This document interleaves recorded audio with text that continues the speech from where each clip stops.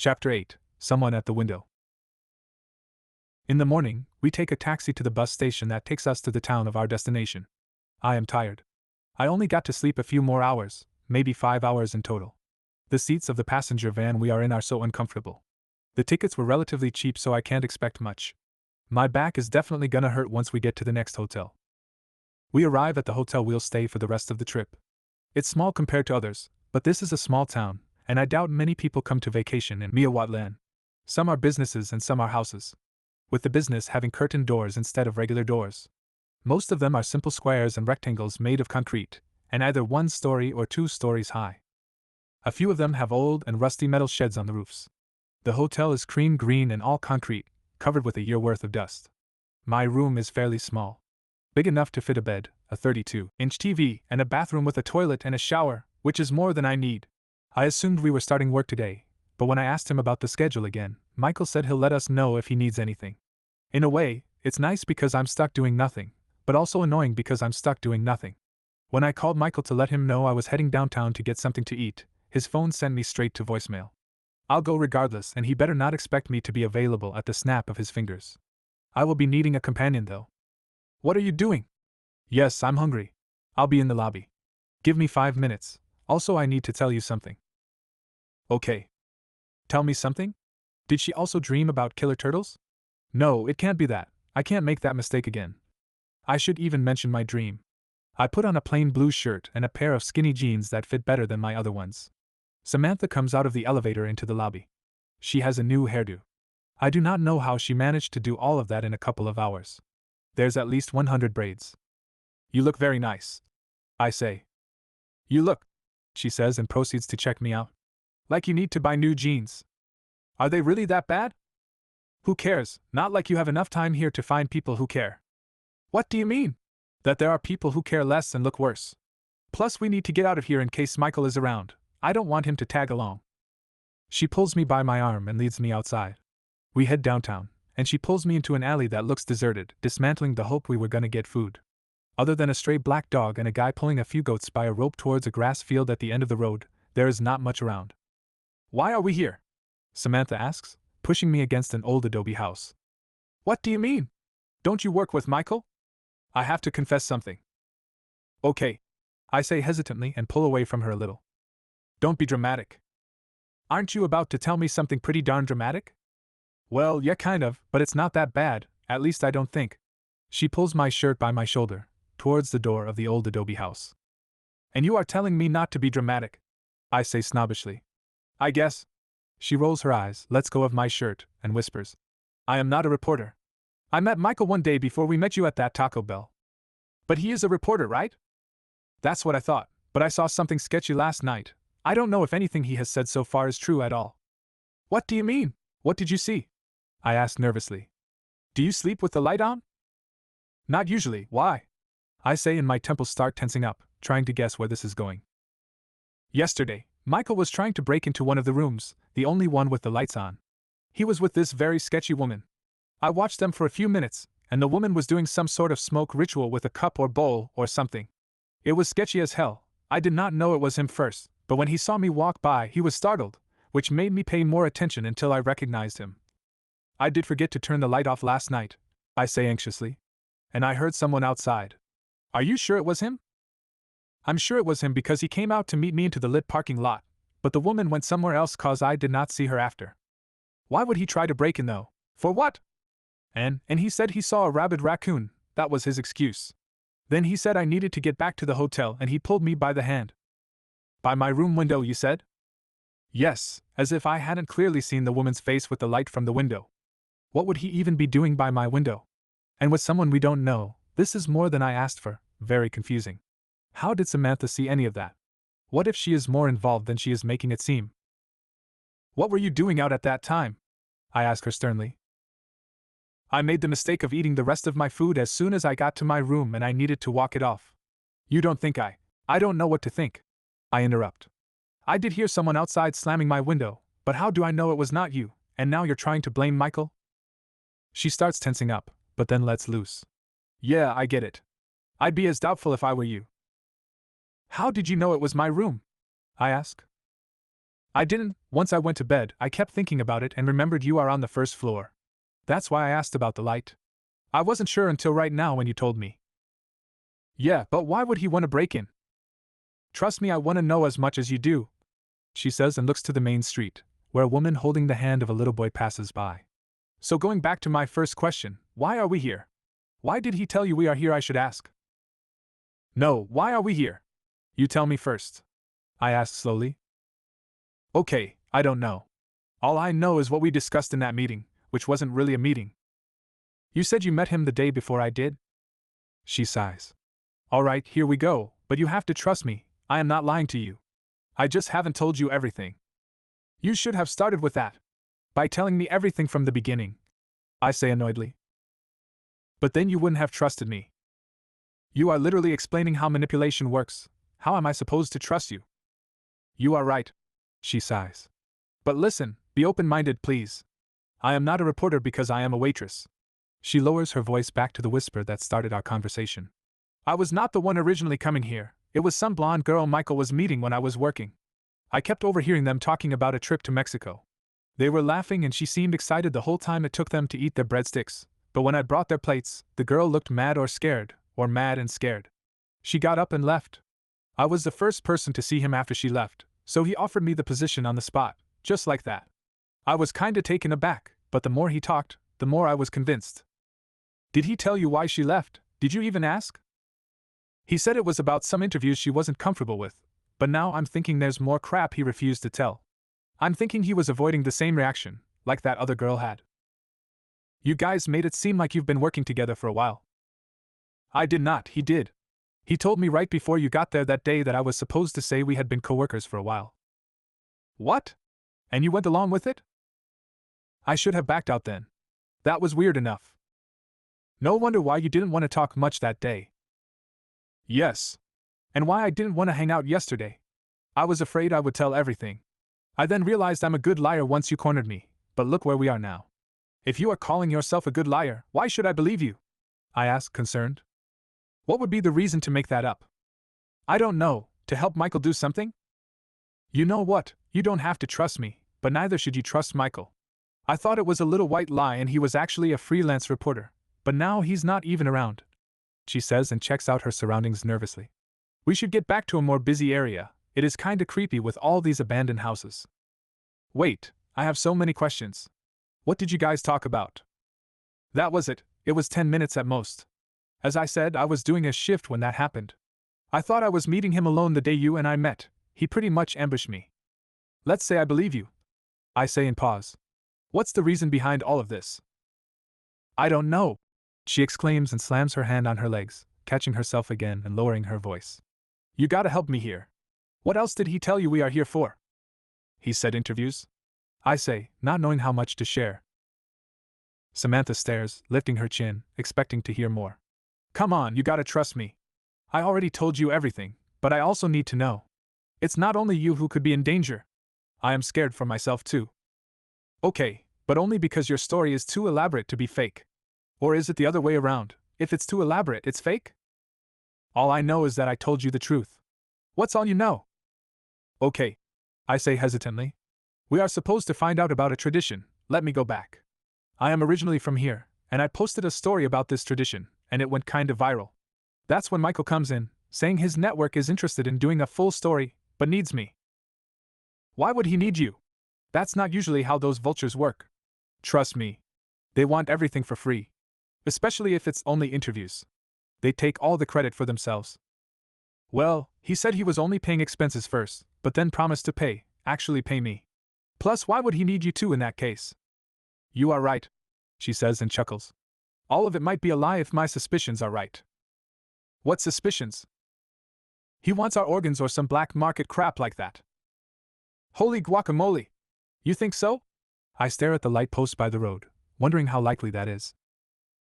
Think about it, 2 brown folks go missing, he thinks people won't care. My dad will break every single bone in him even if the police don't do much. What was that woman like? I ask, and Samantha looks at me confused. The one in the window. She was, I don't know how to describe it. What kind of clothes was she wearing? She looked kinda like you. I'm assuming she's a local. Okay, was she wearing modern clothes?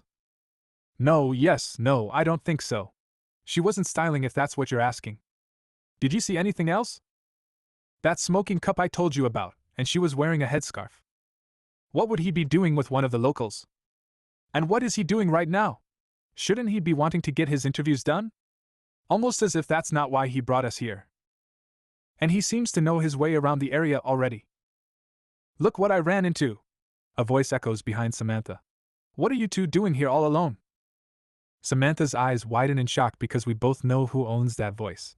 I am startled, but I stay quiet because when it comes to fight or flight, my body tends to freeze up. Samantha takes control of the situation right away. You scared me. Who sneaks up to people like that? She puts her open palm in her chest. We were heading to get something to eat, but got distracted by cute goats. I'm glad I ran into you guys. I was wondering where you guys were. I mean, you have my phone number, Samantha says. My bad. Michael puts his hands in the air. I was about to text you guys when I saw you and figured it was easier to walk to you. Why are we not doing anything yet? Asks Samantha. What's the hurry? We have 2 full weeks. It usually takes very little to finish these projects. I like adding some extra time to relax, and to make it accommodating, no need to hurry.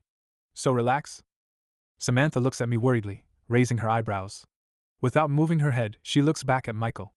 Okay. What's going on? He asks in what seems genuine concern. I sense something, but I cannot pinpoint it. What game are you playing? Asks Samantha calmly as if it weren't a loaded question. I'm sorry. Did I do something? Okay, look, because it was not intentional if I hurt you in some way, but let me think, please, let's go get dinner and sort it out. Do you really not realize that you are acting very strange? Do you really think you are fooling us? Michael opens his mouth to say something, but he is unable to form any speech. There is a long pause before anyone says anything. I have a feeling Samantha is purposefully not responding to make it more awkward, so Michael feels the pressure to answer. He finally says, Maybe I am, but look. He knows everything. Samantha interjects, looking at me for a second, before looking back at Michael. I think you started this whole thing on the wrong foot. You are right, let's get out of here first. This place is creeping me out. Look at the sun, it'll go down soon. Let's go downtown and get some dinner. I'll explain everything there. Sure, but we choose where we go. You follow us. Yes, of course. Go ahead. Michael motions for us to lead the way. Actually, I've changed my mind. You go in front of us. For real? Says Michael. Samantha nods and Michael complies. Don't you think you're overreacting? Maybe just a tiny bit. Plus, if you actually thought I was dangerous, you would be running away. You are right, goodbye. Samantha snaps, and starts walking back to the hotel. Let's hear what he says before at least, I say. Samantha stays quiet, looking at us attentively for a few minutes before she says to me, Fine, but you go behind Michael. I do as she says without much complaining, but I start laughing. I think we should be afraid of you and not you guys of me, says Michael. Oh my gosh!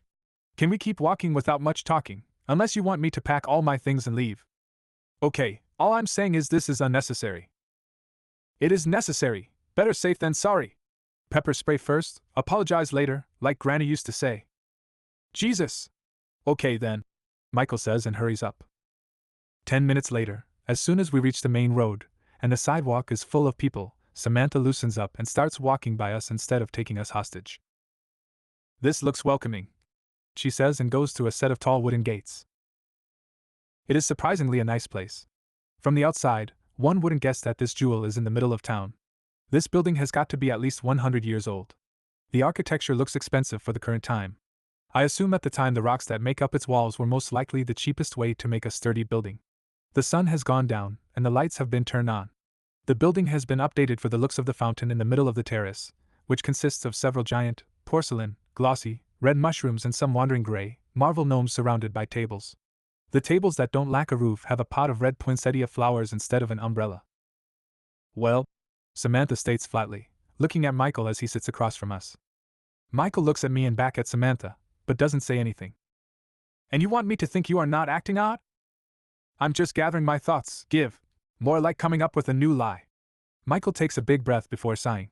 Okay, I understand your attitude. You are welcome to leave if you feel that's the most appropriate response to what I have to say, but we are here and you said you would listen. I stay quiet watching, and listening to Samantha and Michael's conversation.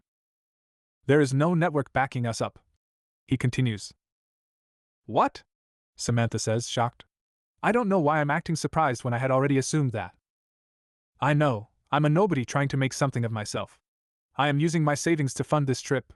I thought if I made it look like a legitimate business, you guys would want to work harder. Sometimes having a big important boss makes people work harder.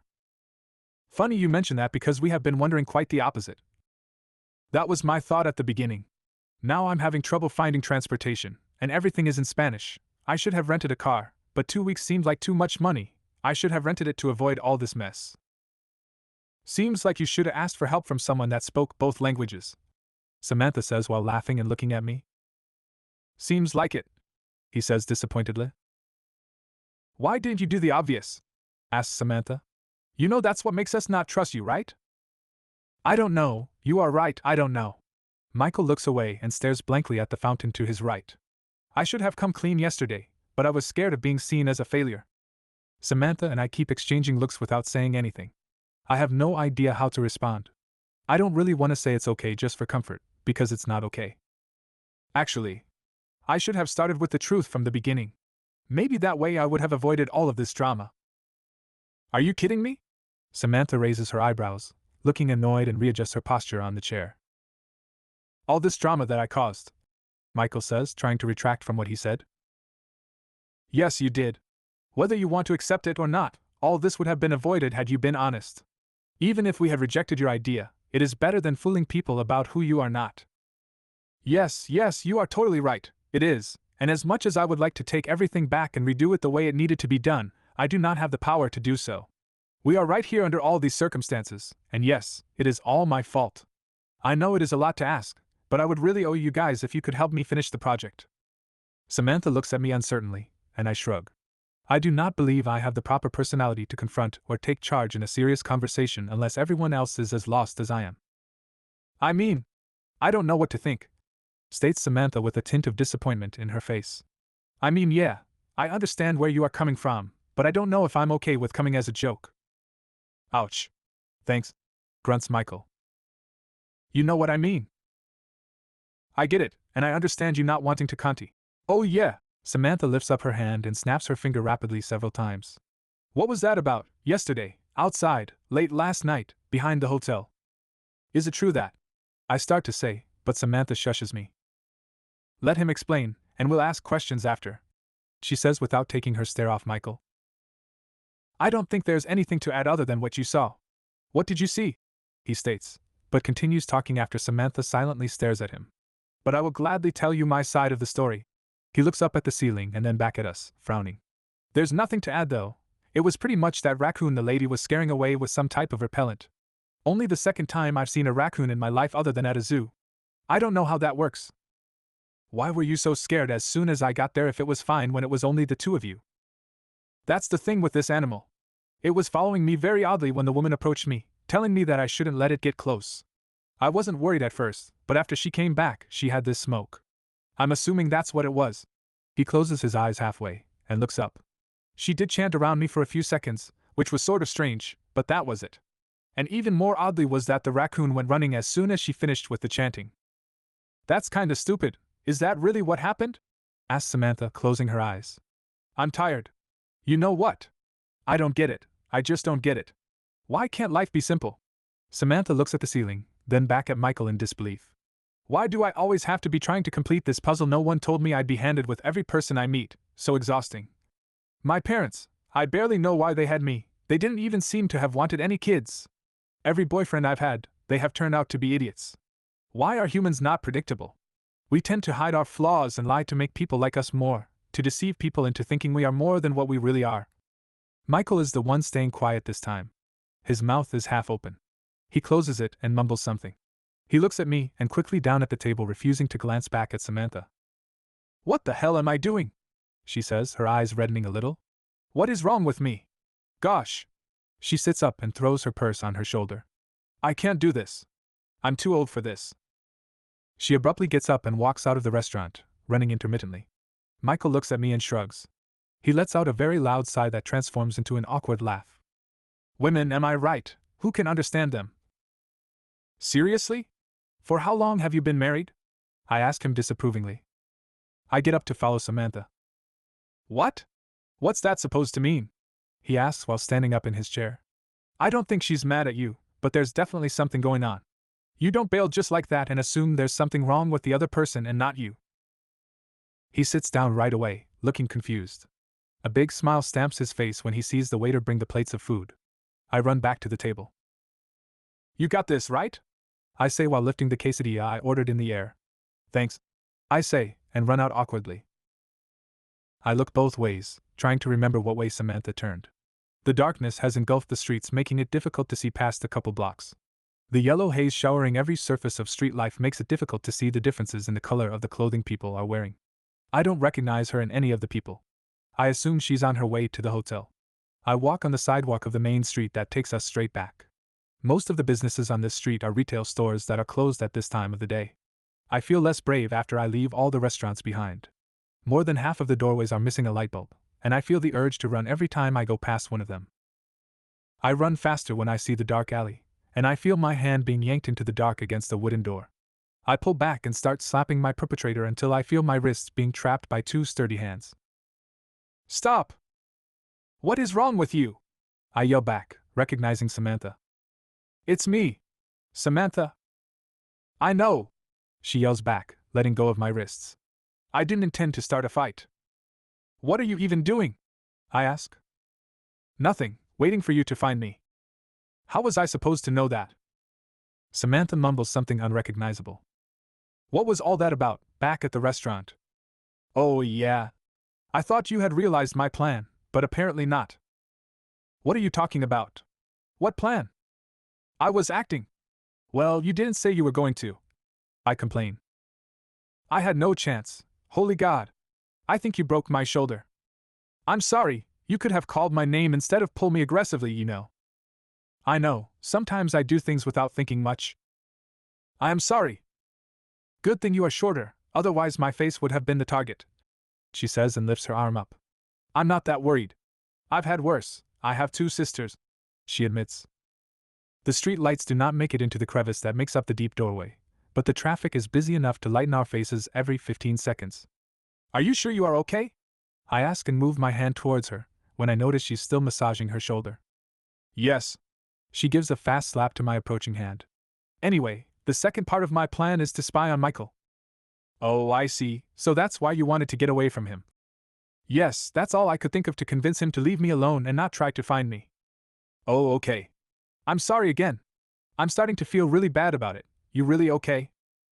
It's okay. I feel like I just gained a free pass to knock a few teeth off of your face if it makes you feel better. I don't think that gives you a free pass for anything. I disagree. Maybe a pass for a free burger, but not to obliterate my face on purpose. No, I feel like it does, right before you least expect it. You'll see. What? I say, but I then realize she's just being dumb. Anyway, Michael must be on his way now, Samantha says as she pokes her head out into the sidewalk. Maybe knock a few of his teeth out, I say and let out a laugh. He'll be easy to spot here. There were about 10 Alejandros that passed by before I was certain it was finally you. You are right. I hadn't thought about it. I blend very easily here. With Michael is like spotting a ghost. That almost sounds like an insult. No, you pervert. What are you talking about? Whatever, she says and looks out again. What the heck, he's like right there. Quick, how do we hide? She panics. I don't know. I don't even know what your plan consists of, I whisper as my heartbeat starts going up. Here. She holds my arms with each hand and moves as far into the corner as she can, positioning me in front of her. She bends her knees a bit so she is the same height as me, then puts her hood up over her hair. She checks me out and the surrounding area, then says, Okay, get ready. Ready for what? I hear human steps coming up the street as the roaring of a car engine dies down, when Samantha squeezes my arms and brings her face forward, pecking her lips and putting them on mine. I try to pull away, but Samantha holds my arms tighter. She closes her eyes, and mine open wider. She starts poking her tongue out, and I go along until the steps dissolve in the distance. Samantha lets go of my arms and pushes me aside so she can sneak her head out again. Yes, that was him, she says. I'm left speechless by the way she keeps on carrying out her plan, where I am only a pawn in the game. What was the point of kissing? We could have just stood against the door, quietly as Michael passed by. What did you eat? She asks, frowning. This, I say, and lift up my half-eaten quesadilla. She grabs it from my hand and gives it a bite. Nice, she says and then laughs. That's better. Let's see what he does when he thinks he's alone. She goes, but I don't follow her, wondering about what she's even thinking about my half-empty stomach. What is she doing? How am I supposed to pretend like she didn't just kiss me? Wouldn't it be considered assault if the roles had been reversed? Aren't you coming? Samantha asks, showing back up in the doorway, and when a car's lights shine in my face she says, Really? Yes, of course I'm coming. I say and I bolt out of the doorway, and this time I leave her behind. It's just a kiss, she says, standing still like I was doing. I stop abruptly, and turn to face her. You could have just pretended to kiss me, you know. After a second of silence, she says, Fair point. Right, true. I turn around and I start walking fast. Samantha quickly catches up with me. People would kill to have a try at my kisses, and you are here getting all mad about it. They would kill. You heard? And I can attest to that. Crap, where did Michael go? He's right past the hill. He's going down now. Would you say the same thing if it was me kissing you unexpectedly? It's different and you know it. How? Am I supposed to not have feelings over it? What if it were a creepy old guy? Am I supposed to not complain if he kissed me? No, you should not be okay with that. I mean, that's how the world works. Some people can just get away with things. And that includes you? Typical excuse, so because the world is stupid, I should just get over it. Kind of, pretty much. No, if the world is broken, it needs to be fixed. All you are saying is pretty people should do whatever they feel like and they'll get away with it. As if their crimes do less harm. In a way, they do less harm. What? I stop again, and stare at her as she stops too, thinking about what to say next. So the stabbing of one's wife is less harmful if the husband is handsome? That's not what I'm saying. Yes, that is literally what you are saying. I'm saying that you would be more traumatized by a smelly old fat man wearing a pig mask chasing you with a knife than by a pretty woman chasing you with a knife. What? No, that makes no sense. The intentions are the same. So the same punishment should be for both. You know what? I'm done with you. Of course you are. Plus, how would you even report that? She asks, and pretends her hand is a phone by putting it over her ear. So like I got this little problem. A hot AF girl kissed me and I didn't like it, but I actually broke her shoulder first, so if anybody committed a crime, it was actually me. Wow, way to twist it around. I'm not twisting anything, that's what actually happened. You are too much. I know you're not traumatized. How would you know that? You're only invalidating my feelings, plus that's not even the point. How much did I traumatize you? Tell me. I roll my eyes at her and start running. She quickly catches up and says, See?